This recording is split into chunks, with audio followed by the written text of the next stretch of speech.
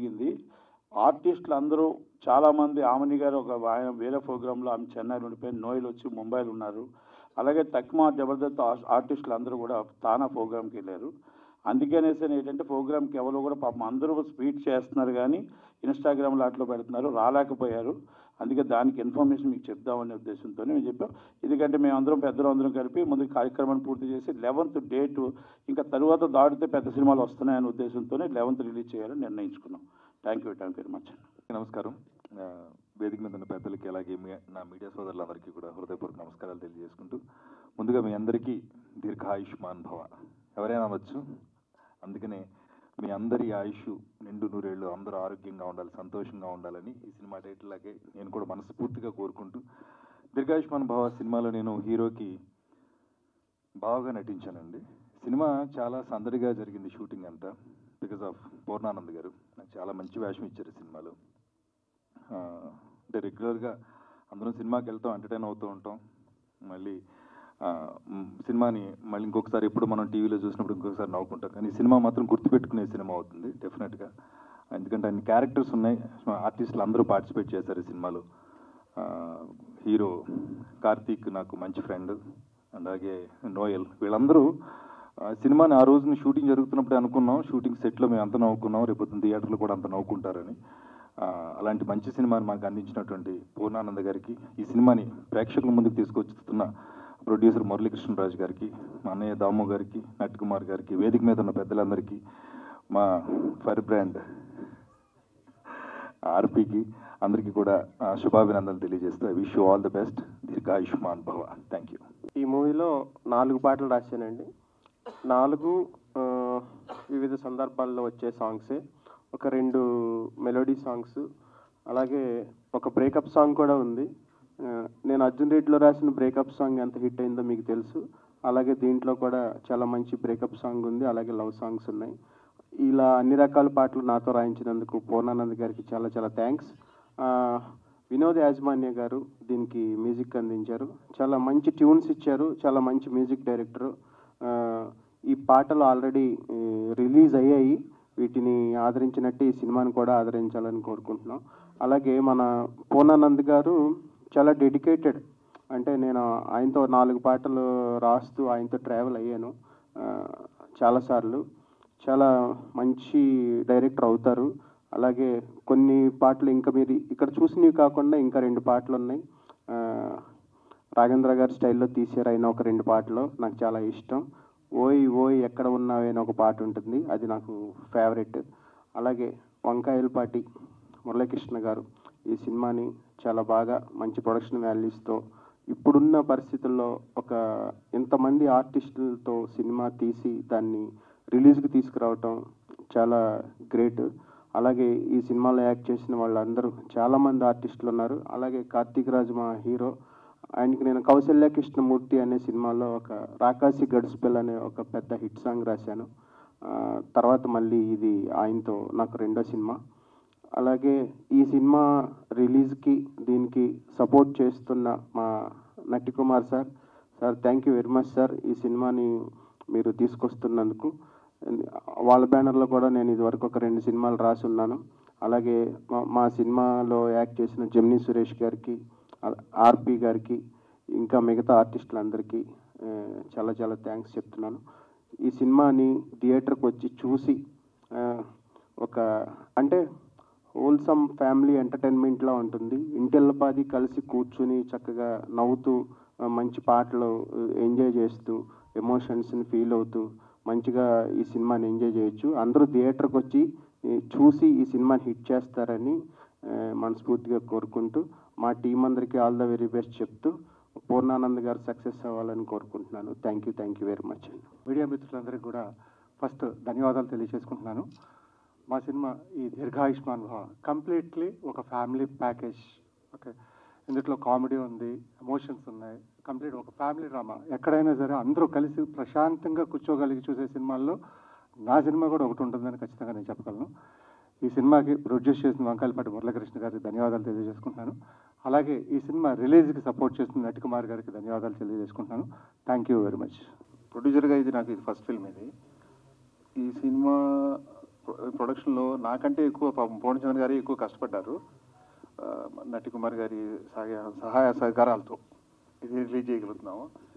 ఇది complete family entertainment cinema. ఇది అందరూ చూసి సినిమా థియేటర్స్కి వచ్చి చూసి అందరూ దీవించగలరని ఆశిస్తున్నానండి. దీర్ఘాయుష్మాన్ భవ. స్పెషల్లీ మురళీకృష్ణ గారికి అండ్ డైరెక్టర్ పూర్ణానంద్ గారికి all the best to the entire team అండి. God bless you, God bless them. Thank you. అందరికీ నమస్కారం. ఇక్కడికి విచ్చేసినటువంటి జమిని సురేష్ గారికి, రాంబాబు గారికి, పూర్ణానంద్ గారికి, మురళీకృష్ణ గారికి, దామోదర్ గారికి, అదేవిధంగా ఓం గారికి, అదేవిధంగా నట్టి కుమార్ గారికి, ప్రెస్ వాళ్ళకి అందరికి కూడా కృతజ్ఞతలు. ఇలాంటి ఒక సినిమా కోసం అందరూ కూడా పోగైనాం. దీంట్లో ఈ సినిమాలో చాలా పాజిటివ్గా ఉండేటువంటి టైటిల్ ఉంది, దీర్ఘాయుష్మాన్ భవ అని. ఇది ఎక్కడ పడితే అక్కడ వాడరు. మంచి ఆశీస్సులు కలిగినటువంటి మంచి సౌండ్ ఇది. ఈ సినిమాని చాలా కష్టపడి తీశారు. అదేవిధంగా ఈ సినిమా సంబంధించినటువంటి పూర్ణానంద గారు కూడా మంచి దర్శకత్వం వహించారు. అదేవిధంగా మురళీకృష్ణ గారు కూడా ఏమాత్రం వెనకడుగు వేయకుండా కూడా ప్రతి రూపాయిని ఖర్చు పెట్టడం జరిగింది. ముఖ్యంగా ఈ సినిమా గురించి చెప్పాలంటే నాకు చాలా సంతోషంగా అనిపించింది. నట్టి కుమార్ గారు ఈ సినిమాని చేతిలోకి తీసుకుని రిలీజ్ చేయాలనుకుంటున్నారు. ఆయన ఆ సినిమాలో విషయం లేకపోతే ఆ దరిదాపులకు కూడా బాడు, ఒక్క రూపాయి దాంట్లో మిగలదని తెలిస్తే అసలు బాడు. అంటే ఈ సినిమాలో ఏదో విషయం లేకపోతే నట్టి కుమార్ గారు ఈ సినిమాని తీసుకోరు. ఈ లాజిక్ మనం పట్టుకోవాలా. ఆ తర్వాత దామోదర ప్రసాద్ గారు నిజంగా చెప్పాలంటే అలా మొదలైంది అని ఒక సినిమా రిలీజ్ అయినప్పుడు రిలీజ్కి ముందులో ఎవరికి ఆ సినిమా మీద ఎక్స్పెక్టేషన్స్ లేవు. ఆ రోజుల్లో ఆ సినిమా చేసిన బీభత్సం కానీ, దాని ద్వారా కొత్తగా వచ్చిన దర్శకులు కానీ, దాని ద్వారా వచ్చిన ప్రొడ్యూసర్లు కానీ, దాని ద్వారా వచ్చినటువంటి ఆర్టిస్టులు కానీ చాలామంది వచ్చారు ఆ సినిమాని ఇన్స్పిరేషన్గా తీసుకొని. అలాంటి అంటే ఏ సినిమాని మనం జడ్జి చేయలేం, ఏ సినిమాని మనం గెస్ చేయలేం. ఈ సినిమా హిట్టా పట్టా అని మనం ఎప్పటికీ చెప్పలేము అని క్రియేట్ చేసింది ఎవరైనా ఉన్నారంటే ఒక టాప్ 10లో దాంట్లో దామోదర ప్రసాద్ గారు ఉంటారు. అలాంటి వ్యక్తి ఇక్కడికి వచ్చి ఈ సినిమాని ఆశీర్వదించడానికి వచ్చినందుకు చాలా సంతోషంగా ఉంది. ఇది జూలై 11వ తారీఖు రిలీజ్ అవుతుంది. ఈ సినిమాకి అందరూ రావాలి.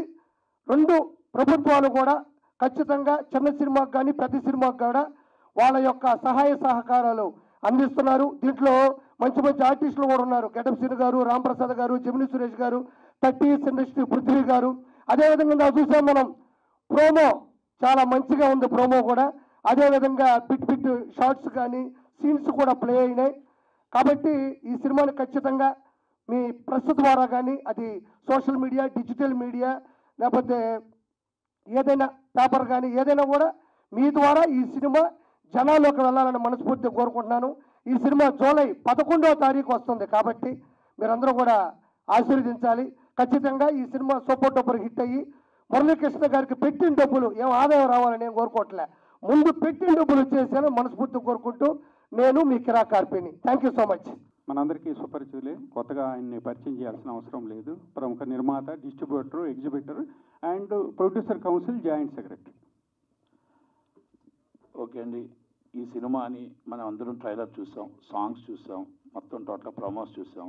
ఇప్పుడు మా తమ్ముడు ఆర్పి చెప్పాడు, ఎందుకంటే ఒక సినిమాలో విషయం ఉంటే అది చిన్న సినిమా పెద్ద సినిమా అనేది ఉండదు.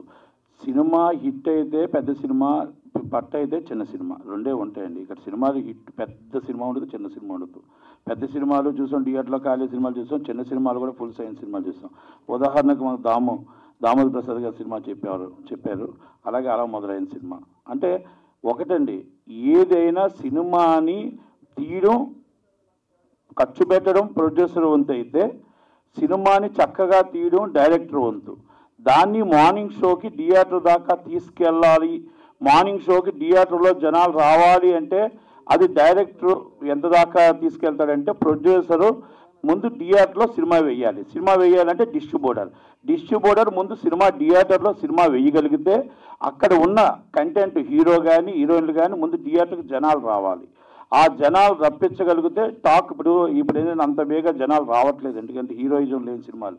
కానీ ఇంతమంది ఆర్టిస్టులు పెట్టారు దీర్ఘాయుష్మాన్ భవ అని. ఆ సినిమాకి దాదాపు 100 నుంచి 150 థియేటర్లు రిలీజ్ చేస్తున్నాం.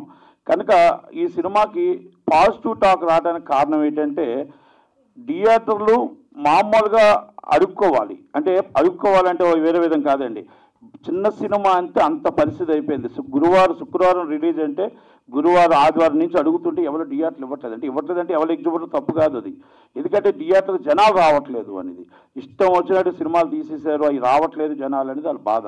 అక్కడ ఎగ్జిబిటర్ని అంటానికి లేదు, డిస్ట్రిబ్యూటర్ని అంటానికి లేదు, ప్రొడ్యూసర్ని అంటానికి లేదు. అందుకే మేము ఎన్నోసార్లు చెప్తున్నాం, ఇప్పుడు ఈ సినిమా రిలీజ్ చేయడానికి ఇన్ని థియేటర్లు వచ్చాయంటే పాజిటివ్ ఉందండి. ఎందుకంటే ఇంతమంది ఆర్టిస్టులు ఉన్నారు కాబట్టే ఆ థియేటర్లు కూడా నేను వేయగలిగాను, లేకపోతే అది కూడా వేయలేకపోతాం. కానీ నేను ఒక్కటే చెప్తున్నా, ఇప్పుడు మా దామాన్ని ఉన్నారు ఇక్కడే, అందుకే నేను చెప్పాలి. కనుక మేము ఎప్పటి నుంచో అడుగుతున్నా, మా కోరిక ఏంటో తెలుసండి. ఇప్పుడు చిన్న సినిమాలు బతకాలి అంటే 5వ show 2:30 show must and shoot ఇవ్వాలి. ఇది ఈ రోజు పోరాటం కాదు. మేము 2:30 షో మాకు ఇస్తే బాగుంటే 4 షోలకు వెళ్తాం, బాగుంటే 5 షోలకు వెళ్తాం. మాకు 2:30 షో ఇవ్వండి అని మేము అడుగుతున్నాం. ప్రతిసారి లెటర్లో పెడతారు, అది మళ్ళీ వెనక్కి వెళ్ళిపోతుంటుంది గవర్నమెంట్లు, అది జీవో పాస్ చేయమని అడుగుతున్నాం, రిక్వెస్ట్. రెండోది, పేదవాడి కళ మల్టీప్లెక్స్ రోడ్డు మీద నుంచి చూడకుండా థియేటర్లోకి వెళ్ళి చూడాలని కళ. అలాగే చిన్న సినిమా నిర్మాత బతకాలి, చిన్న సినిమాలు ఆడాలి అంటే మల్టీప్లెక్స్లో 20% ఆక్యుపేషన్ ఇవ్వాలి. అంటే 20% ఆక్యుపేషన్ ఇప్పుడు మేము కొత్తగా మేమే జీవో అడగట్లేదండి. గాంధీగా టికెట్ అని చెప్పి ఇందిరాగాంధీ గారి టైంనే పెట్టారు. ఆ ఇందిరాగాంధీ గారి టైంలో పెట్టిన గాంధీ గారి టికెట్ 20% కంపల్సరీ నేల టికెట్లు అనేది ఇవ్వాలి. అది మల్టీప్లెక్స్లో మేము అడుగుతున్నాం. ఎందుకంటే 150 రూపాయల సినిమా, పెద్ద సినిమా 150, మా సినిమా 150 అంటే ఎక్కడ మల్టీప్లెక్స్కి వస్తారు? రేపు రాబోయే తరం మల్టీప్లెక్స్, రేపు రాబోయే తరంలో ప్రపంచం అంతా మల్టీప్లెక్స్లు తప్ప సింగిల్ స్క్రీన్స్ కనుమరుగైపోతున్నాయి. కనుక మేము 20% ఆక్యుపేషన్ మల్టీప్లెక్స్లో అడిగాం. మళ్ళా మేము రిక్వెస్ట్ చేస్తున్నాం దాము గారికి, ఛాంబర్ సెక్రటరీగా, ప్రొడ్యూసర్ కౌన్సిల్ ప్రెసిడెంట్గా, సార్ ఈ రెండు మేము అడుగుతున్నాం, మాకు కంపల్సరీ రెండు గవర్నమెంట్ని జీవో పాస్ చేయించండి. మనం మీటింగ్కి వెళ్దాం అనుకోకుండా క్యాన్సిల్ అయింది కాబట్టి ఈ మీటింగ్లో మేము లేకపోని మా తరపు నుంచి మీరు పోరాడి వాళ్ళ చిన్న సినిమా నిర్మాత బతికేటట్టు, చిన్న సినిమాలు ఆడేటట్టు మాకు థియేటర్ దొరికే విధంగా చేయమని అడుగుతూ, థియేటర్ చిన్న సినిమాని చిన్న చూపు చూడొద్దు అని మాత్రం చెప్తున్నా. ఇప్పుడు ఆ 4, ఆ 5, 6 నేను అన్నగాని ఎగ్జిబిటర్ని, డిస్ట్రిబ్యూటర్ని నేను ఒకటే చెప్తున్నా, పెద్ద ప్రొడ్యూసర్స్ని, పెద్ద సినిమా బాగుండాలి, చిన్న సినిమా బాగుండాలి, అన్నీ బాగుంటేనే సినిమా ఇండస్ట్రీ అవుతుంది తప్ప మీరు సంవత్సరానికి మీ 10 సినిమాలు వస్తే 90 సినిమాలు మాది వస్తే ఇండస్ట్రీ నిలబడుతుంది. సినిమా థియేటర్లు కలకల్లా ఆడుతున్నాయంటే చిన్న సినిమా ఆడాలి, పెద్ద సినిమా ఆడాలి. మీరు రేట్లు పెంచుకోవడానికి మేము వ్యతిరేకం కాదు, మేము రేట్లు తగ్గించు కాదు, మాకున్న రేట్లలో థియేటర్కి జనాలు రప్పించుకునే పరిస్థితిని మా చిన్న సినిమాలు తెప్పించమని రిక్వెస్ట్ చేస్తూ, ఈ సినిమాలో నాకు ఈ అవకాశం ఇచ్చిన మురళీకృష్ణ గారికి, పూర్ణానంద్ గారికి, అలాగే మా అందరికీ వచ్చిన పెద్దలందరికీ కూడా నమస్కారం తెలియజేస్తూ, ఈ సినిమా ఆడాలి, హిట్ అవ్వాలి. మా తమ్ముడు ఆర్పి అన్నట్టు ఆయన డబ్బులు ఆయనకు వస్తే రేపు ఇంకా 10 సినిమాలు తీయగలుగుతాడు. ఇండస్ట్రీలో నిర్మాత రావాలి, నిర్మాత ఈ సినిమాతో నిలిపోకూడదు, 10 సినిమాలు తీసేటట్టు మనం ఉండాలి. కాబట్టి అందరూ ఆస్వాదించి సోషల్ మీడియాలో కూడా బాగా పబ్లిసిటీ చేస్తారని కోరుకుంటూ థ్యాంక్ యూ మీ నటుకుమార్. జనరల్గా ఇట్లాంటి ఈవెంట్లో ఒక 30 సెకండ్స్ మాడి వెళ్ళిపోతుంటాను. నాకు నట్టికుమార్ మా ఫ్రెండు ఇంత క్వశ్చనర్ ఇచ్చాడు ఇప్పుడు. సో వాటికి కొన్ని సమాధానాలు చెప్పాలి కాబట్టి, ఉన్న బాధ్యత గల పోస్టులో ఉన్నాం కాబట్టి. Anyways, first of all cinema అంటే ఫస్ట్ ఏంటి? Content is always king. ఆ కంటెంట్ సెలెక్ట్ చేసుకున్నాక దాన్ని బాధ్యతగా ప్రాపర్గా తీసుకెళ్ళే director.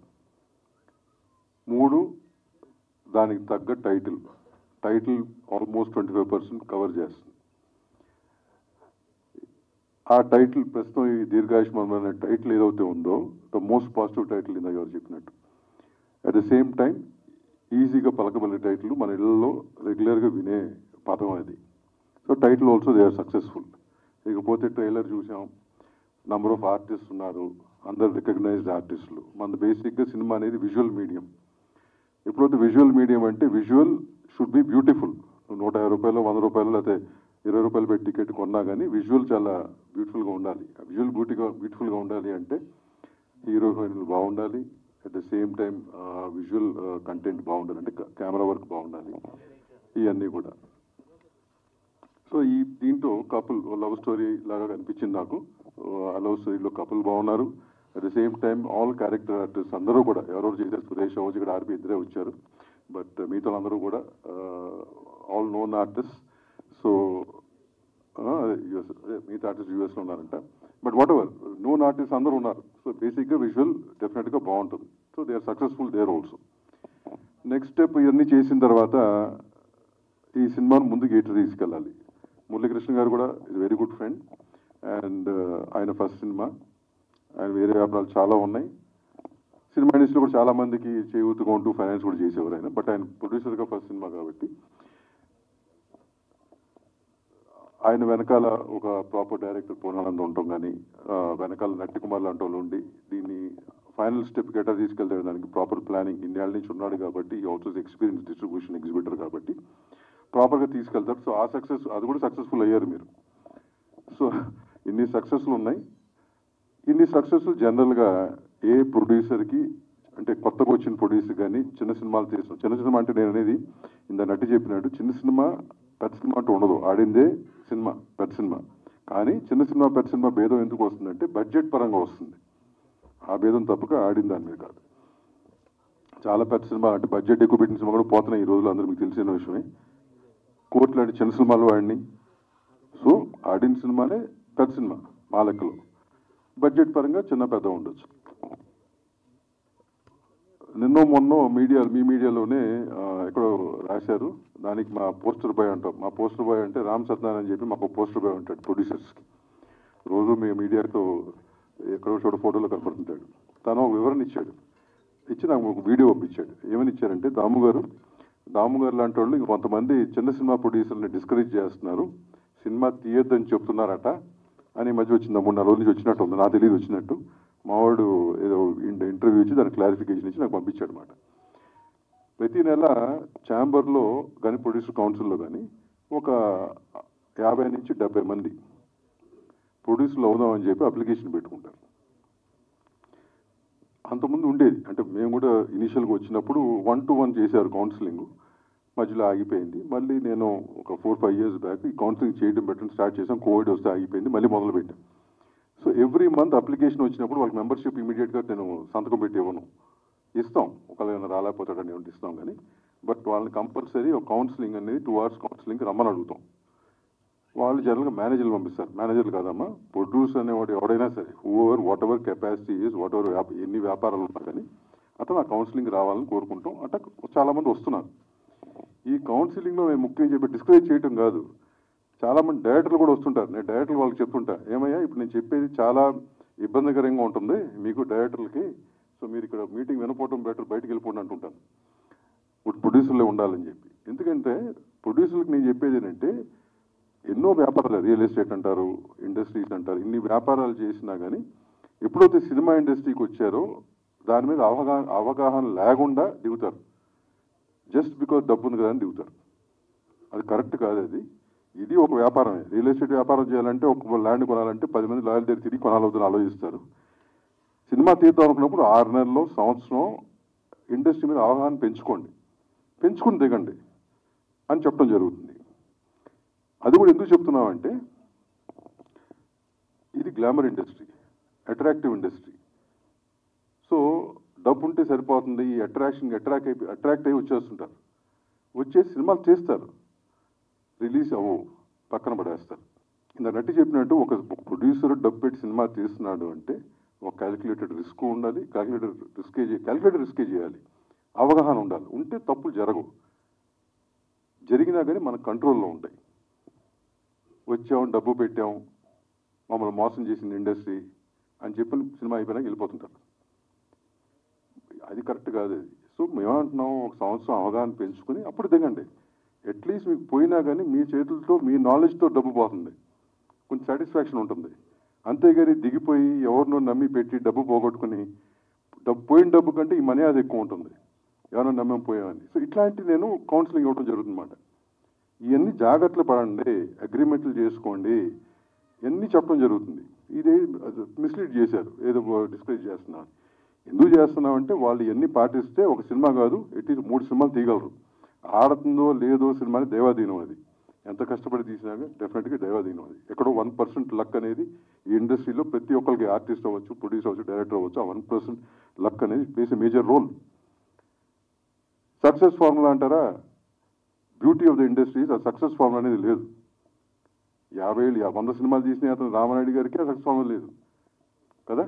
So that formula is not there. That's the beauty of the industry. So ఇవన్నీ చెప్పడం జరుగుతుందన్నమాట. ఇకపోతే మనట్టి అన్నాడు చిన్న సినిమాల్ని 100% చిన్న సినిమా. ఇప్పుడు ఇవాళ సో కాల్డ్ ఆర్టిస్టులు ఎవరైతే ఉన్నారో, పెద్ద ఆర్టిస్టులు అవ్వచ్చు, మిడ్ రేంజ్ అవ్వచ్చు, క్యారెక్టర్ ఆర్టిస్టులు చాలా మంది అవ్వచ్చు, వీళ్ళందరికీ ఫస్ట్ బ్రేక్ దొరికింది అంటే ఒక చిన్న సినిమా ద్వారానే దొరుకుతుంది వీళ్ళకి బ్రేక్. అక్కడి నుంచి వాళ్ళ పేరు వచ్చి వాళ్ళు డెవలప్ అయ్యి వెళ్తుంటారు. సో చిన్న సినిమా, లో బడ్జెట్ ఫిల్మ్స్ ఏవైతే ప్రొడ్యూసర్లు చేస్తారో we have to encourage dum. ఇంకోటి 250 సినిమాలు సంవత్సరానికి ప్రొడ్యూస్ అవుతుంటే మనం మాడుకునేది 10 సినిమాల గురించే. ఇష్యూస్ ఏమొచ్చినా ఆ నలుగురన్న ఇవన్నీ బోగస్. ఇవన్నీ కూడా బోగస్ అండి. ఎవరు ఏ ఒక్క మనిషి ఈ ఇండస్ట్రీని కంట్రోల్ చేయలేరు. Out of 40 years of experience of mind, మా తాత మా నాన్న చేసిన ఎక్స్పీరియన్స్ కానీ వీళ్ళందరూ ఉన్న 30 ఏళ్ళ ఎక్స్పీరియన్స్ కానీ ఏ ఒక్క మనిషి ఇండస్ట్రీని కంట్రోల్ చేయడం అంటూ జరగదు. ఈ మధ్య సోషల్ మీడియాని ఇవన్నీ వచ్చినాక అనవసరమైన వార్తలు వైరల్ అవుతున్నాయి. జనం కూడా ఏంటంటే పాజిటివిటీ కంటే నెగిటివిటీ ఎక్కువ ఎంకరేజ్ చేస్తున్నారు కాబట్టి వైరల్ అవుతున్నాయి. బట్ ఇండస్ట్రీకి వద్దాం అనుకున్నప్పుడు అవి కాదు ఫాలో అవ్వాల్సింది, ఇక్కడ అవగాహన చేసుకోవాలి అండి. థియేటర్లు దొరకవు నట్టి అన్నాడు.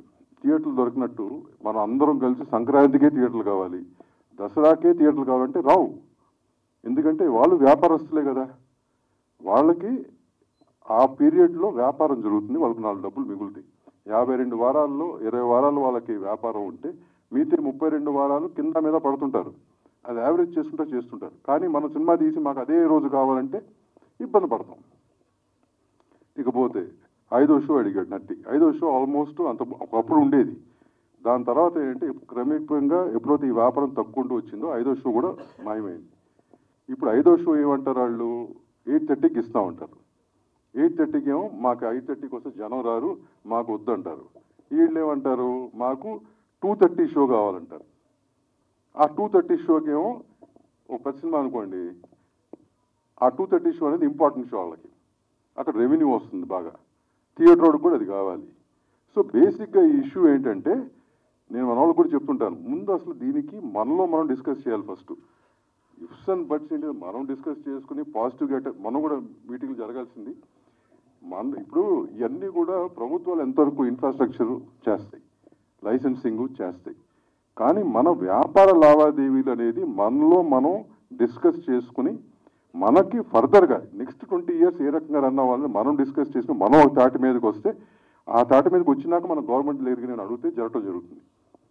అది మన దగ్గర లోపు పోయింది. అదేనమ్మా చెప్పేది నేను. ఆ మార్నింగ్ వద్దు అంటున్నారు కదా, 2:30కే కావాలంటారు. అది నేను చెప్తుంది. 11కి ఉంది. 11కి ఇప్పుడు కూడా కొన్ని ఇస్తా ఉంటున్నారు. 11కి ఇస్తా ఉంటున్నారు. మనకు 11 వద్దు 2:30 కావాలని అడుగుతున్నారు. 2 షోలు మెయిన్ షోల మధ్యలో కావాలని అడుగుతున్నారు. సో ఎనీవే అవన్నీ బేసిక్గా ఏంటంటే ఇవన్నీ కూడా సొల్యూషన్స్ దొరుకుతాయి. ఎప్పుడు దొరుకుతాయి? ప్రొడ్యూసరు, డిస్ట్రిబ్యూటరు, ఎగ్జిబిటరు వీళ్ళు ముగ్గురు ఒక తాటి మీద ఉన్నప్పుడు గివ్ అండ్ టేక్ పద్ధతిలో జరుగుతాయి. ఈ మధ్యకాలంలో ఏమైపోయిందంటే ఎందుకు ఇన్ని ప్రాబ్లమ్స్ వస్తున్నాయి అంటే మీ ద్వారా చెప్తున్నాను. ఎందుకంటే ప్రతిసారి ఇది ఒక నెగిటివ్ సెన్స్లో వెళ్తాంది. ప్రొడ్యూసర్ అనేవాడు ఫాదర్ ఆఫ్ ద ఇండస్ట్రీ, డబ్బులు పట్టుకొని సినిమా తీస్తాడు. ఓకేనా? ఇతను లేకపోతే ఇండస్ట్రీ లేదు. ఇది ఒప్పుకుంటారు అందరూ? అవును కదా. దాని తర్వాత డిస్ట్రిబ్యూటరు, ఎగ్జిబిటర్ వీళ్ళు ముగ్గురు కూడా ఒకళ్ళ మీద ఒకళ్ళు నమ్మకాలు పోయినాయి. ఒకడప్పుడు నమ్మకాలు ఉండేవి. ఈ ఇండస్ట్రీ నమ్మకం మీద నడిచేది. అదేనండి. ఈ మధ్యకాలంలో నమ్మకాలు లేవు. ప్రొడ్యూసర్ సినిమా తీస్తున్నాడు, ఇతని కంటెంట్ మీద ఇతను నమ్మకం ఉండలేదు. చాలా అందరూ అంటలేదు నేను, మ్యాక్సిమం కొంతమంది కాదు, మ్యాక్సిమం అట్లాగే ఉంది. ఇతని కంటెంట్ మీద ఇతనికి ఇది నమ్మకం ఉంటలా. ఇది తీసుకెళ్ళి ఓ 10 రూపాయలకో, నాకు 11 రూపాయలు ఏ ఉంటుంది, 12 రూపాయలకో ఏదో ఒక డిస్ట్రిబ్యూటర్కి అమ్మేద్దామని చూస్తాడు. ఓకేనా? అతను 12 రూపాయలు కొనుక్కుంటాడు. కొనుక్కుని అతను మళ్ళీ ఆ 12 రికవరీ అతని సొంత డబ్బు కాదు. ఈ మధ్య ఉన్న వాళ్ళు 10% అంటే రూపాయి అతను సొంత డబ్బు పోతే 11 రూపాయలు ఇంకోటి నెత్తిమే వేస్తున్నాడు. మీకు అర్థమైందా? సో ఆ బటన్ అతనే పడుతుంది. అది ఎగ్జిబిటర్ కానీ థర్డ్ పార్టీలు కానీ అని ఉంటుంది. ఇప్పుడు ఎగ్జిబిటర్కి థియేటర్ రన్ చేయాలి, ఖర్చులు రావాలంటే సినిమా పడాలి.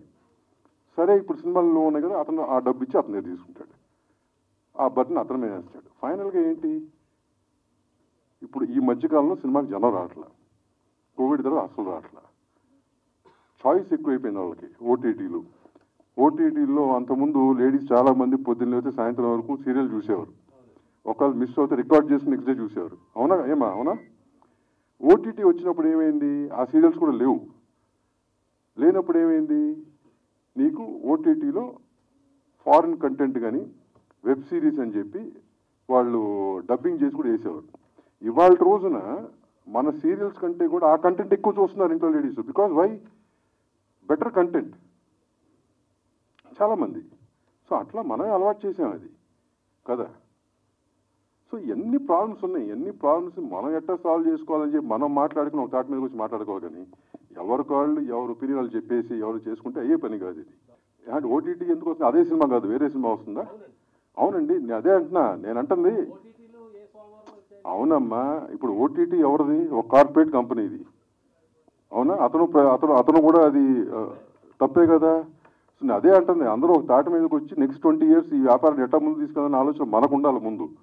ఆ యూనిటీలో మనం నడుచుకుంటే ముందుకెళ్తుంది కదా. బట్ ఎనీవే, ఇది మరి ఇప్పుడు ఇంకెప్పుడు నా పెడదాం కానీ టెస్ట్ మీట్ తాను చెప్పిన దానికి 2 questions చెప్పాల్సి వచ్చింది. But I'm sorry about it. But మల్టీప్లెక్స్లో 20%, మళ్ళీ అదే, మళ్ళీ సేమ్ థింగ్. ఇప్పుడు మళ్ళీ చెప్పాలంటే అది వ్యాపారమే కదా. ఇప్పుడు మల్టీప్లెక్స్ ఒకటి ఈ మాటతో ముగిస్తానమ్మా, సారీ. మల్టీప్లెక్స్ ఇవాళ రోజు చెప్పండి నాకు. ఆయన అన్నాడు 10 రూపాయలు 20 రూపాయలు టికెట్ ఉండాలి, తప్పులేదు, పెడదాం. ఒకప్పుడు ఫస్ట్ అది ఫిల్ అయ్యి పైకి వచ్చేది. ఒకప్పుడు అంటే 20 ఏళ్ల క్రితం సంగతి చెప్తున్నాను నేను. ఇవాళ రోజున ఫ్రాంక్లీ స్పీకింగ్ లో ఇన్కమ్ గ్రూప్ వాళ్ళు ఉన్నా, వాళ్ళకి 20 రూపాయల టికెట్లు ఉన్నా, వాళ్ళ పిల్లలు ఎవరైతే ఉన్నారో అంటే మన ఆ జనరేషన్, మెయిన్ మార్నింగ్ షోకి వచ్చేది ఆ జనరేషనే కదా, వాళ్ళ పిల్లలు ఉన్నారు కదా, ఆ పిల్లలు కూడా వాడు 100 రూపాయల టికెట్ కొనుక్కొని పైన కూర్చోవాలనుకుంటున్నాడు కానీ 20 అనుకోవట్లేదు. ఇది నేను తప్ప అంటలా, ఇది జనరేషన్ వచ్చిన చేంజ్, సైకలాజికల్ చేంజ్. సో ఇవన్నీ కూడా మనకు అన్నీ తెలుసు, వీటిని ఎట్లా అడ్రస్ చేయాలో చూడాలి. ఓకేనా అండి? But anyway, so once again I wish దీర్ఘాయుష్మాన్ అనే టైటిల్ బాగుంది. ఆ ఆశీర్వాదం ఎప్పుడు ఈ టీంకి ఉండాలని కోరుకుంటూ 11th రిలీజ్ అవుతుంది. 11th థియేటర్కి వెళ్ళి చూడండి అమ్మా. 2 రోజుల్లో ఈ పైరసీ వస్తుంది, మన కార్లో వెళ్తూ ఫోన్లో చూసుకుందాం. ఈ మధ్యకాలంలో పైరసీ కూడా చాలా ర్యాంపెంట్గా ఉంది. పైరసీ అనేది ఎంతసేపు ఇండస్ట్రీ కంట్రోల్ చేయాలంటున్నారు. ఇండస్ట్రీతో పాటు ప్రేక్షకులు కూడా రెస్పాన్సిబిలిటీ తీసుకోవాలి. మీరు స్టాప్ చేస్తే ఆటోమేటిక్గా తగ్గుకుంటూ వస్తుంది. మేము చేసే ప్రయత్నం మేము చేస్తాం, ఎందుకంటే మా ప్రోడక్ట్ మేము కాపాడుకోవాలి, మా డబ్బు మేము కాపాడుకోవాలి చేస్తాం. అట్ ద సేమ్ టైం సొసైటీలో కానీ ప్రేక్షకులు కూడా అవగాహన రావాలి. ఎందుకంటే పైరసీ కూడా ఒక దొంగతనం లాంటిది, ఒక బర్గరీ లాంటిది. మన పిల్లలకి అది తప్పు అని చెప్పడం జరగాలి. ఇప్పుడు చెప్తూ మొదలు పెడితే నెక్స్ట్ జనరేషన్ మారుతుందో చూడాలి. Thank you very much. Wish all the best things. For more videos like this, subscribe Big TV channel.